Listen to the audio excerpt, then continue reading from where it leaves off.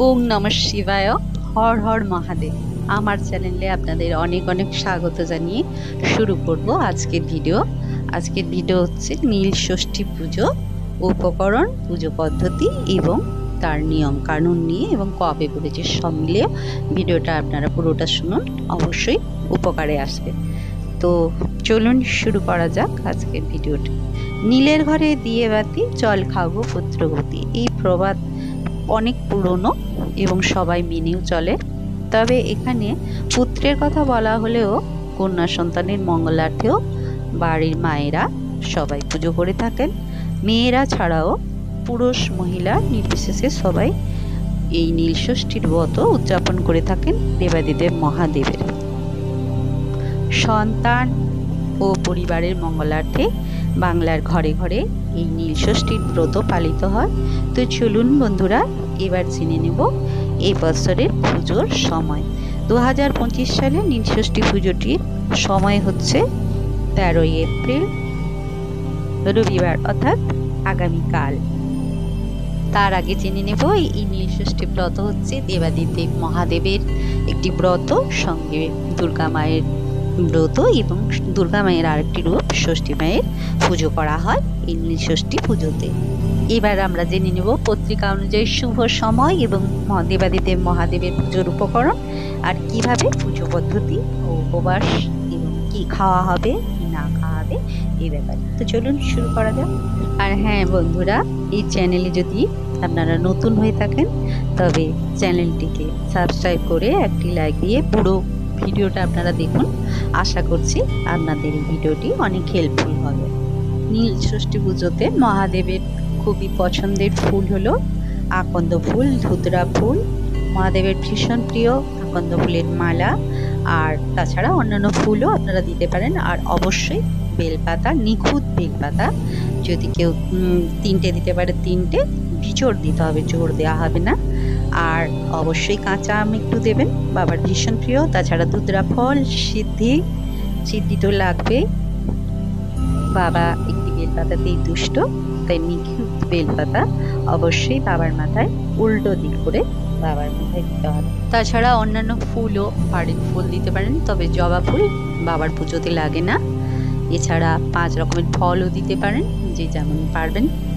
তাছাড়া অভিষেকের জন্য লাগবে দুধ, দই, ঘি, মধু, গঙ্গাজল। গঙ্গাজল না থাকলে এমনি জলও ব্যবহার করতে পারেন। তো জল দেওয়ার সময় অবশ্যই ওম নমঃ শিবায় এই মন্ত্রটি বলতে হবে, 3 বার করে জল দিতে হবে। আর হ্যাঁ, অনেকেই আতপ চাল দেয়, আতপ চাল দিতে গেলে আপনাকে ওটা গোটা দিতে হবে, ভাঙা আতপ চাল বাবার পুজোতে নিষিদ্ধ। তাছাড়া বাবাকে সন্দেশ, বাতাসা, চিনি ও দিতে পারেন, ডাবের জল, ডাব বাবার ভীষণ প্রিয়। আর অবশ্যই দই, প্রসাদ হিসেবে 5 রকমের ফলও রাখতে পারেন। আর একটু তুলোর বা এমনি সাদা কাপড়ের টুকরো রাখতে হবে। বাবাকে অভিষেক করার পর বাবাকে পরিষ্কার করে শিবলিঙ্গটিকে মুছে দিতে। তো প্রথমেই একটি ঘটির মধ্যে আমরা দুধ, দই, পঞ্চামৃত বানানোর জন্য ঘি, মধু সমস্ত কিছু মিশিয়ে নেব। এর মধ্যে একটু সিদ্ধিও দিতে পারি, না চাইলে এমনি বাবাকে, কারণ ওই প্রসাদটা তো আবার নিজেরা খেতে হবে, ওই কারণে না হলে সিদ্ধিও মিশিয়ে দেওয়া যেতে পারে। এবার প্রথমেই শিবলিঙ্গটিকে গঙ্গা জল দিয়ে ধুয়ে নিতে হবে। ধুয়ে নেওয়ার পর আবার বাকি সমস্ত কিছু নিয়ে পুজো করতে হবে। তবে যাদের গঙ্গা জল না থাকে তারা এমনি জল দিয়েও শিবলিঙ্গটিকে ধুয়ে নিতে পারে। এবার নীলষষ্ঠী পুজো পড়েছে রবিবার, 13ই এপ্রিল, আগেই বলেছি। এবার আমরা গঙ্গা জল দিয়ে শিবলিঙ্গের অভিষেক করে নিয়েছি। অভিষেক করে নেওয়ার পর বাবাকে ঘি মাখিয়ে দেব। ঘি মাখিয়ে দেওয়ার পর মধু, তারপর আর পঞ্চামৃত যে তৈরি করে রেখেছিলাম, এগুলো আলাদা আলাদা করে আমি মাখিয়েছি আর এর মধ্যে দিয়েছি। আপনারা চাইলে একসঙ্গেও দিয়ে দিতে পারেন। এবার বাবাকে অভিষেক করে নেব পঞ্চামৃত দিয়ে। অভিষেক করে নেওয়ার পর এই তুলো দিয়ে আবার গাটা পরিষ্কার করে মুছে দিয়ে তারপর পুজো পদ্ধতি শুরু করতে হবে। এবার দিয়ে দেব পরিষ্কার করা বেলপাতা। এই পুজো করার সময় মনে মনে বলতে হবে ওম নমঃ শিবায়, ওম নমঃ শিবায়, ওম নমঃ শিবায়, 3 বার উচ্চারণ অবশ্যই করবেন। আর আরেকটা মন্ত্রও বলতে পারেন, ইং হিং নমঃ শিবায় নমঃ, ওম নমঃ শিবায় নমঃ, কাশী বিশ্বেশ্বরায় নমঃ। আমি এইভাবে পুজো করি। তারপরে এই মন্ত্র বলতে বলতে বেলপাতা দিলাম। বেলপাতা দেওয়ার পর এবারে দেবাদিদেব মহাদেবের জন্য নিয়ে আসা সমস্ত কিছু জিনিস একটি একটি করে বাবাকে পুজো করতে হবে, অর্পণ করতে হবে। এবার আকন্দ ফুলের মালাটা পরিয়ে দিলাম, তারপর বাতাসা দিয়ে দেব। আর সমস্ত কিছু উপকরণ, গোটা আম, ধুতরা ফল, সব কিছু বাবাকে নিবেদন করতে হবে। নিবেদন করার সময় অবশ্যই মনে মনে বলবেন ওং নমঃ শিবায়, ওং নমঃ শিবায়, ওং নমঃ শিবায় মন্ত্রটি উচ্চারণ করতে হবে। এছাড়া এই পুজো করার সময় ধুতরা ফুল দিলাম ধুতরা ফল, অপরাজিতা ফুলের মালাও আপনারা দিতে পারেন। অপরাজিতা, সাদা অপরাজিতা, নীল অপরাজিতা ফুল। আর প্রসঙ্গত উল্লেখ, নীল পুজো অ্যাকচুয়াল সন্ধ্যার পরেই হয়, তবে অনেকে দুপুরের পরও এই পুজো করে থাকেন। আর ওই দিন অবশ্যই উপোস থাকতে হবে। তার আগের দিন নিরামিষ খেয়ে থাকতে হবে, পরের দিন সারাদিন উপোস। পুজো দেওয়ার পর অনেকে আবার আটার তৈরি করা খাবার খান। যারা আটার তৈরি করা লুচি, পরোটা ওরা খান, তাদের অবশ্যই খাবারের ছন্দব্য লবণ ব্যবহার করবেন।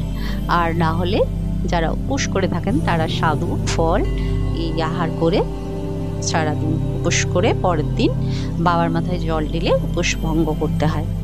তো চলুন পুজো করে নিই। প্রসঙ্গত সন্তান জননীরাও পুজো করলেও নিঃসন্তান দম্পতিরাও এই পুজো করতে পারেন সন্তান কামনায়। তো চলুন এবার আরতি করার পদ্ধতিটি আমরা বলবো, দেখে নেব। সমস্ত পুজোর উপকরণ আমি দেবাদিদেব মহাদেবকে অর্পণ করেছি। এবার আমরা কি করব, এবার বাবাকে দুধ দেব। অনেকে চাইলে তারা ডাবের জলও দিতে পারেন। আর মন্দিরে গিয়ে যারা পুজো করবেন তারা ডাবের জলও অর্পণ করতে। প্রসঙ্গত অনেকে সন্ধ্যের পর বাতি দিয়ে নীলের ঘরে উপোস ভঙ্গ করেন, আবার অনেকে পুজো দেওয়ার পর খাবার খান। তবে অবশ্যই যারা উপোস করবেন তারা সাবু ফলের জুস আহার করবেন, আগেই বলেছি। এবার আমি বাতি জ্বালিয়ে নেব, তারপর ধূপ দিয়ে বাবাকে পুজো কমপ্লিট করব। তো চলুন, দুটো মোমবাতিও জ্বেলেছি। আপনারা চাইলে ঘির প্রদীপও দিতে পারেন, আমি একটা সর্ষে তেলের প্রদীপ দিয়েছি। এইভাবে বাবার আরতি করে নিতে হবে, এইভাবে পুজো করে নিতে হবে। পুজো কমপ্লিট হওয়ার পর অবশ্যই বাবার পঞ্চামৃত খেয়ে আর অন্য খাওয়ার ফল সাবুটাবু খাওয়ার খেতে হবে। এইটা হচ্ছে পুজোর উপকরণ। পুজোতে কী জিনিসপত্র লাগবে সমস্ত আমি একটা লিস্ট দিয়ে নিচ্ছি, এইগুলো পুজোতে লাগবে। আর মন্দিরে যারা পুজো করবেন তাদেরকে তো ঠাকুরমশাই অবশ্যই একটু পুজোর পর অঞ্জলি দেওয়ার ব্যবস্থা করে থাকেন। আমাদের মন্দিরে যেটা হয়ে থাকে অঞ্জলি আমরা দিই। এটা হচ্ছে বাড়ির পুজো। আর অবশ্যই আপনারা নীলষষ্ঠীতে পুজো দিন, সুস্থ থাকুন, ভালো থাকুন, আর বাবার আশীর্বাদে আপনাদের মঙ্গল হোক এই কামনা করে আমি আমার ভিডিও আজকের মতো এখানে শেষ করব। সঙ্গে থাকুন, সুস্থ থাকুন, ভালো থাকুন, আর দেখতে থাকুন আমার চ্যানেলটাকে। আর ভালো লাগলে অবশ্যই সাবস্ক্রাইব করুন প্লিজ।